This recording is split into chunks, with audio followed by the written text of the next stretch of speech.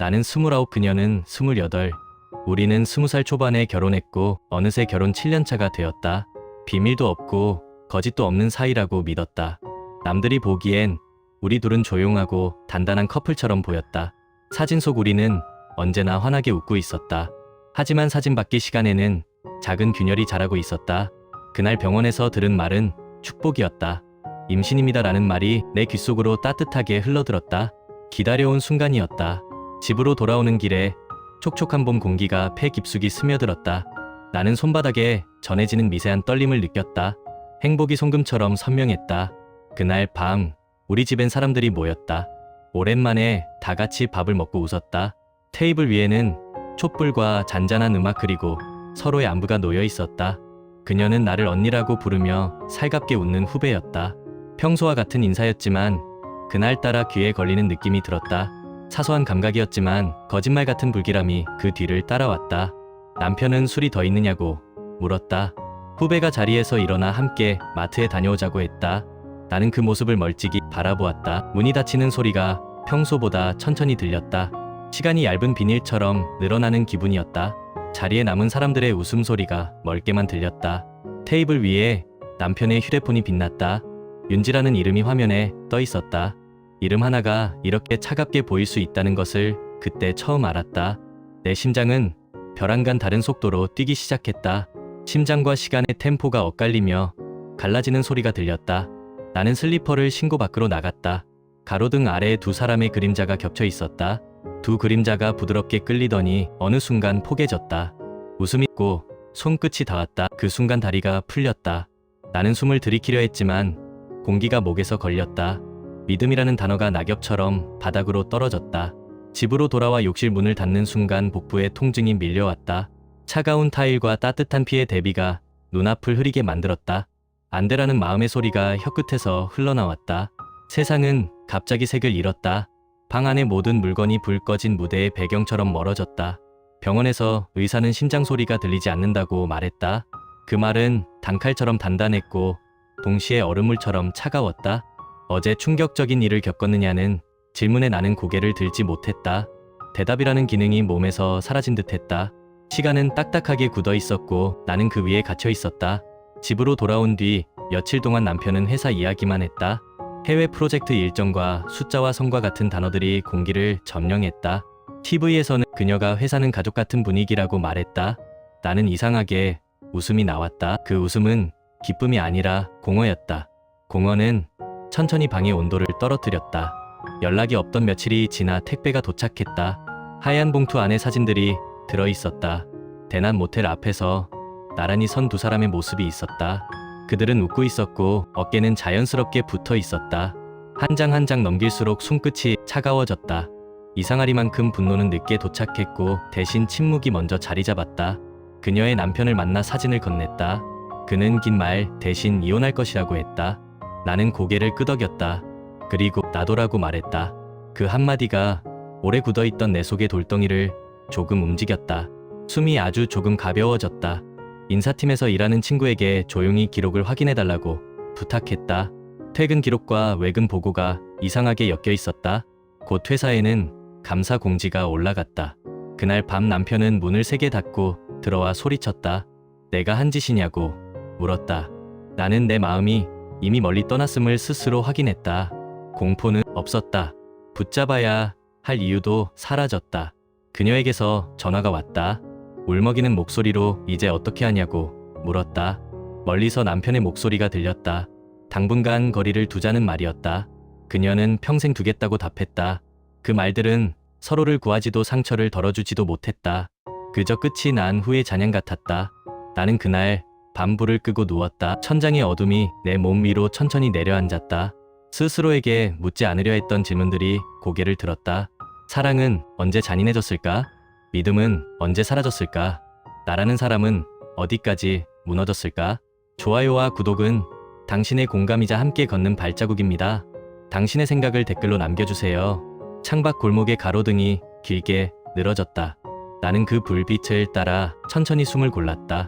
아직 끝나지 않았다. 끝난 것은 사랑의 모양이지 나의 삶이 아니었다. 무너진 자리에서 일어서는 기술. 회사 복도는 차갑고 길었다. 나는 벽에 달린 유리창에 비친 내 얼굴을 보았다. 얼굴은 늙지 않았지만 표정은 빠르게 늙어 있었다. 피로와 상실은 나이를 가리지 않았다. 눈 밑의 그림자는 야근 때문이 아니라 마음 때문이었다. 내 책상 위에는 새로운 일정표가 놓여 있었다. 업무는 묵묵히 반복되었고 사람들은 각자의 삶을 살았다. 세상은 누구의 상실도 기다려주지 않았다. 나는 몸이 기억하는 루틴에 나를 맡겼다. 걷고 앉고 일어나고 메일을 보내고 보고서를 저장했다. 그 단순한 반복이 내가 무너지지 않게 붙잡아주는 밧줄이 되었다. 점심시간에 나는 가까운 공원을 걸었다. 나뭇가지 끝에 어린 잎이 돋고 있었다. 새 것과 상처는 함께 자란다. 이 사실을 몸이 먼저 알아듣는 날이 온다는 것을 그때 막연히 이해했다. 남편은 정직 처분을 받았다. 집 안에 있던 그의 물건은 상자에 담겨 있었다. 택배 기사가 물었다. 남편 물건은 어떻게 하느냐고. 나는 상자를 가리키며 버려달라고 말했다. 문이 닫히는 소리가 낯설게 가벼웠다. 그 소리와 함께 숨이 조금 더 깊어졌다. 밤이면 거울 앞에 섰다. 내 눈을 오래 바라보았다. 살아있는 눈인지 상처만 남은 눈인지 확인하는 의식 같았다. 나는 스스로에게 작은 문장을 반복했다. 나는 나를 버리지 않는다. 나는 나를 탓하지 않는다. 나는 나를 다시 세운다. 짧고 단단한 문장들이 내 가슴 속에서 미세한 구조물을 세웠다. 주말에는 집을 정리했다. 쿡탑 위에 얼룩을 닦고 오래된 접시를 버리고 서랍 속 티셔츠를 개었다. 빨랫감이 줄어드는 속도와 마음의 무게가 비례하는 듯했다. 지저분한 구석을 하나씩 정리할 때마다 숨이 더 넓어졌다.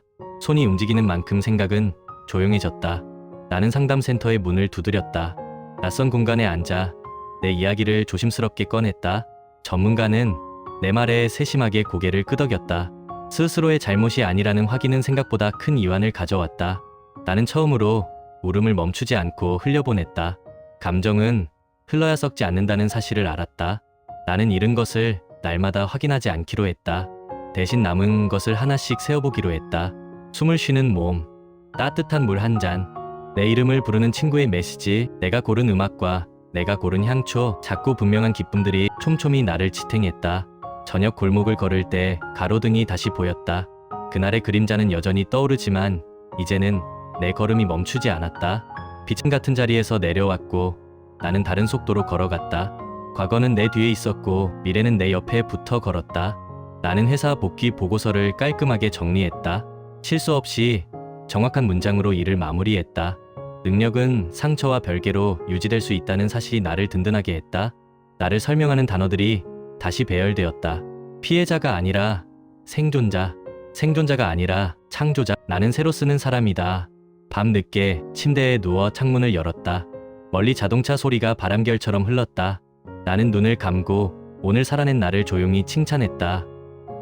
쓰러지지 않았구나. 아주 조금이라도 앞으로 움직였구나. 나는 작은 수첩을 꺼내 내일에 할 일을 적었다. 아침에 마실 커피, 점심에 먹을 샐러드, 퇴근길에 들을 노래, 그리고 잠들기 전 나에게 건넬 한 문장. 수고했다. 내일도 함께 가자. 빛이 다시 내 얼굴로 돌아오는 시간. 집안의 공기는 서서히 온기를 되찾았다. 햇빛이 커튼을 지나 바닥에 떨어졌다. 나는 그 빛 위에 손바닥을 올려두었다. 체온과 햇빛이 섞이는 순간 작은 평화가 생겼다. 평화는 거창한 사건이 아니라 작은 합의 같은 것이었다. 오늘 하루를 견디기로 하는 나와의 약속. 그 약속을 지키면 내일의 내가 지금의 나를 안아줄 것이다. 나는 오래 미뤄둔 운동을 시작했다. 천천히 스트레칭을 하고 숨을 깊게 들이마셨다. 폐가 넓어지고 어깨가 펴지자 마음도 들렸다. 몸과 마음은 멀리 떨어져 있지 않았다. 둘은 같은 집에 살고 있었다. 가끔 과거가 창문을 두드렸다. 그날의 가로등, 그날의 그림자, 그날의 통증. 그 장면들은 여전히 선명했지만 나는 그 문을 쉽게 열지 않았다. 문을 열더라도 오래 머물게 두지 않았다. 기억은 손님일 뿐이라 말하고 정중하게 돌려보냈다. 그 연습이 자주 모이면 자존감은 다시 탄탄해졌다. 회사에서 새로운 프로젝트가 시작되었다. 나는 자원했다. 사람들은 놀랐다. 괜찮겠느냐고 물었다. 나는 고개를 끄덕였다. 괜찮다는 말은 모든 것이 완벽하다는 뜻이 아니었다. 불완전한 채로도 앞으로 갈 수 있다는 뜻이었다. 나는 불완전함을 들고 회의실로 들어갔다. 아이디어는 맑았고 문장은 또렷했다. 사라졌다고 믿었던 나의 힘은 여전히 내 안에 살고 있었다. 며칠 후 그녀의 남편에게서 서류가 도착했다. 상처로 얼룩진 문장의 집합이 깔끔한 봉투 안에 들어 있었다. 나는 도장을 찍고 봉투를 닫았다. 닫는 소리가 처음 만났던 봄의 인사처럼 가벼웠다. 밤에 베란다 문을 열고 도시의 숨을 들이마셨다. 차가운 공기가 폐 깊숙이 내려갔다가 따뜻하게 올라왔다. 나는 내 이름을 속으로 불렀다. 내 이름이 내 마음을 다시 데려왔다. 나는 더 이상 잃어버린 사람이 아니었다. 나는 나를 다시 찾은 사람이었다. 가로등 아래를 다시 걸었다. 바닥에 길게 늘어진 내 그림자가 나와 보폭을 맞추었다. 우리는 같은 속도로 걸었다. 나는 과거를 끌거나 미래를 밀지 않았다. 그저 오늘의 걸음만 정확히 내딛었다. 사랑은 끝났지만 삶은 계속되었다. 끝난 것의 자리에 새로운 것이 자랐다.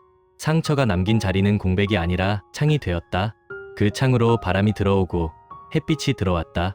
나는 그 바람과 햇빛으로 다시 자랐다. 침대 머리맡에 작은 액자를 올려두었다. 비밀도 거짓도 없는 사진을 한 장 넣었다. 사진 속 나는 혼자였지만 외롭지 않았다. 내가 나를 바라보고 있었기 때문이다. 나는 나를 잃지 않았다. 나는 나를 더 선명히 알게 되었다. 이제 나는 나에게 묻는다. 혹시 오늘도 무너질까 두려웠느냐? 그럴 때도 있었다. 그래도 다시 일어났느냐? 그래, 다시 일어났다. 그 대화가 끝나면 나는 조용히 불을 끈다. 어둠 속에서 심장이 규칙적으로 뛰는 소리를 듣는다. 그 소리는 생존이 아니라 삶의 박자였다. 나는 그 박자에 맞춰 눈을 감는다. 내일 아침 햇빛이 내 얼굴로 돌아올 것이다. 그리고 나는 또 한 걸음을 내디딜 것이다.